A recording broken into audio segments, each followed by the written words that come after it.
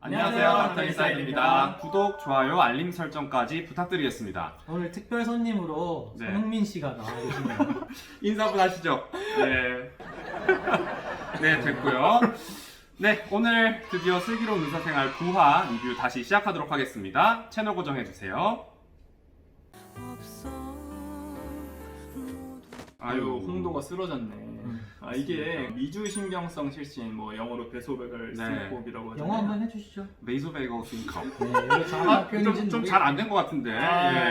뭐 좋은 발음 보여주셨는데 네. 이게 실신 중에 가장 흔한 거잖아요. 맞습니다. 네, 젊은 사람들한테서 예. 많이 일어나고 맞아요. 이게 뭐 급심한 신체적 또는 뭐 정신적 스트레스 긴장하고 막 저 뭐 어디 운동장에 1시간 서 있거나 맞습니다. 지금 수술방에도 오랜 시간 서 있었을 그러니까 거예요. 수술이 되게 스트레스 인자로 작용을 한 거죠, 홍도한테는. 그렇게 되면서 네. 이제 혈관이 확장되고 그다음에 심장박동이 느려지고 이러면서 혈압이 낮아져요.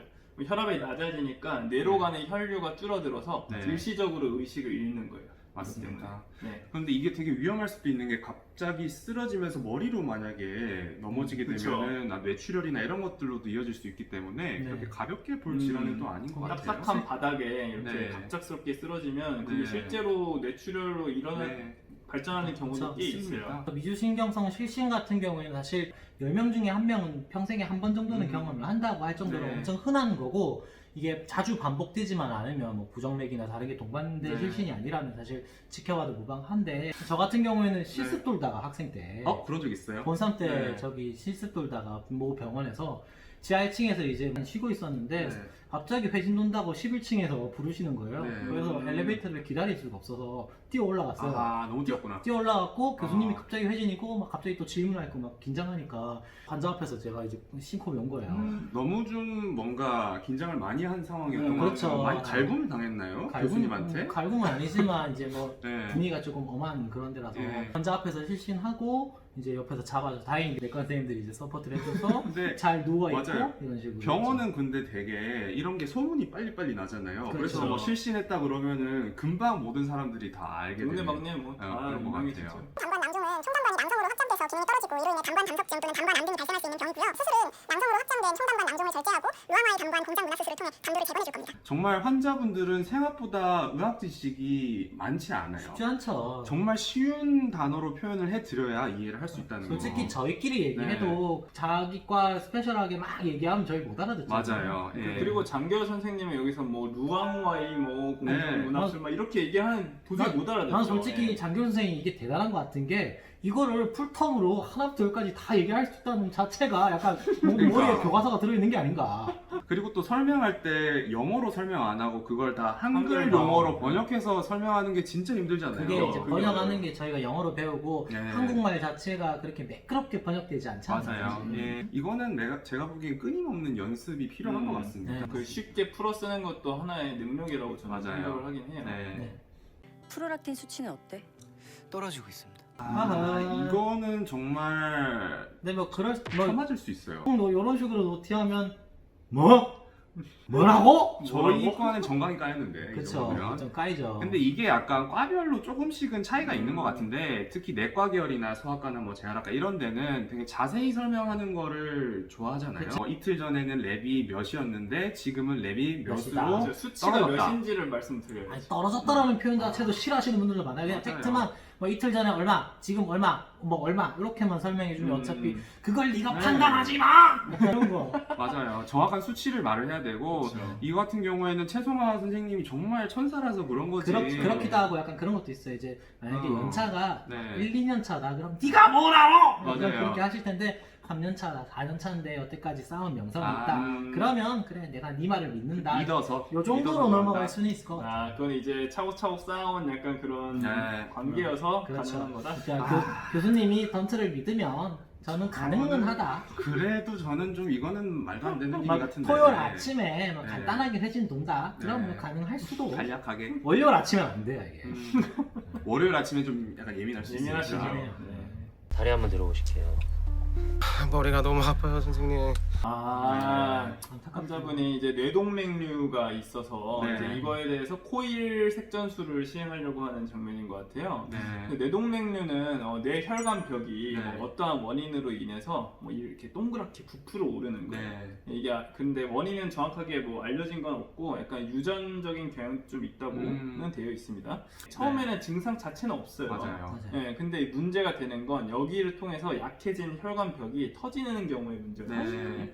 뇌 지주막하 출혈이라고 네. 하는 것도 생길 수 있고, 어쨌든 이게 크게 문제가 될 수 있어요. 왜냐면 출혈이 생기면 네. 그걸로 인한 수술이 늦어지게 될 경우에는 이제 사망까지도 맞아요. 문제가 될 수 있죠. 갈 수 있을 정도로 좀 크게 위험하기 때문에 맞아요. 뇌동맥류에 의한 뭐 이런 증상이 생겼으면 무조건 치료를 받아야 되는데 맞아요. 근데 증상이 보통 없는 경우에 검사를 하게 되면 크기가 작은 경우도 있고 아니면은 위치 자체가 되게 커지지 않을 가능성이 높은 병소인 경우도 있기 때문에 그런 경우에는 다 이렇게 코일 색전술을 하지는 않습니다. 그래서 상황에 따라서 좀 의사가 판단하는 경우가 있다는 걸 알고 계셔야 될 것 같아요. 그리고 네. 검진에서 MRA를 네. 찍으면 MRA. 알 수 있습니다. I가 아니라 A. A. 그렇죠? 네. 혈관을 보는 거. 혈관 보면 여기가 네. 뇌동맥류가 뭐 3mm짜리가 있구나, 약간 이런 식으로 사이즈도 측정할 수 있고요. 네.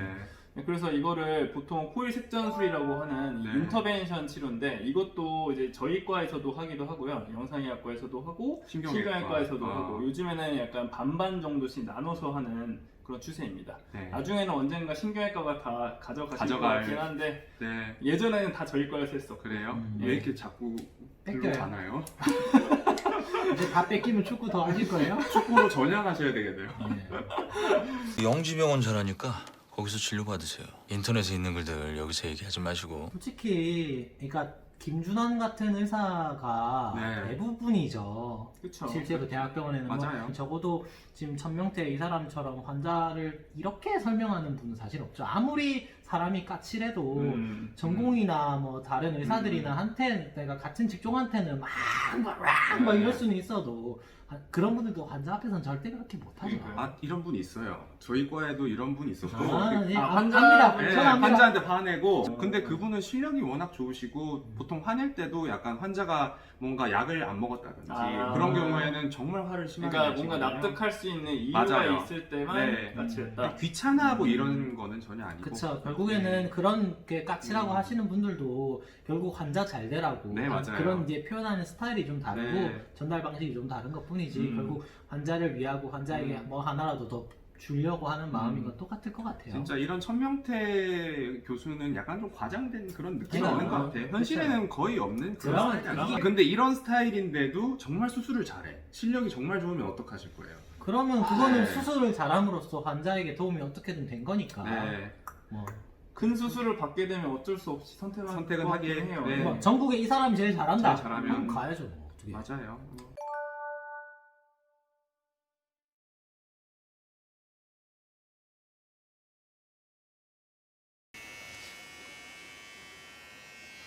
아 이거는 의료사고죠. 어떻게 보면 거의 이게 남자분이니까 그나마 다행이지. 맞아요. 만약에 여자 연예인이었다. 여자분의 네. 머리를 다 밀어버렸다면.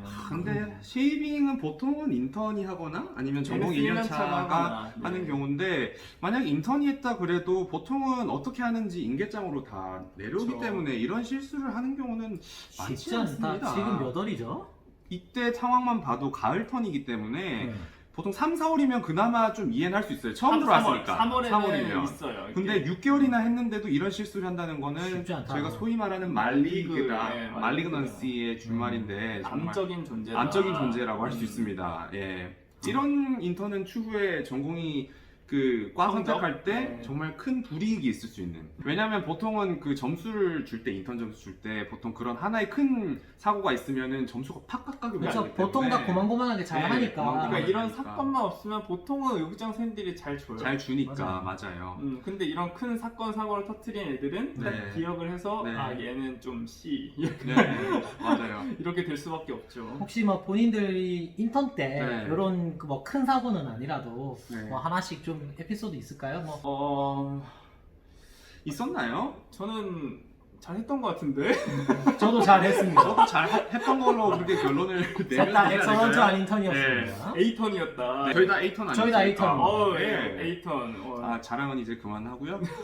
근데 이제 여기 보면 최성환 선생님이 인턴이 실수를 했는데도 본인이 직접 사과를 설명을 하는 하고 모습이 너무 좀 인상 깊었던 것 같아요. 참 선생입니다. 네. 정말 사랑할 수밖에 없는 교수님이다. 이러지 않은 교수님들도 상당히 있으시잖아요. 너가 알아서 해결해라든지 뭐 그럴 수도 있는데 머리 깎이는 정도로는 교수님이 네. 카바를 쳐주지 않죠. 맞아요. 그래도 결국은 이런 인턴이나 또 레지던트가 있기 때문에 대학병원이 굴러가는 거 아닌가 그쵸. 라는 생각도 그 듭니다. 환자분도 그러잖아요. 뭐 인턴 선생님 너무 나무라지 마시라고. 맞아요. 고생 많이 하니까. 이러니까 대학병원이 굴러가고 있다. 네, 맞습니다. 대한민국의 인턴 쌤들, 1년차 쌤들 모두 화이팅입니다. 파이팅 하십시오.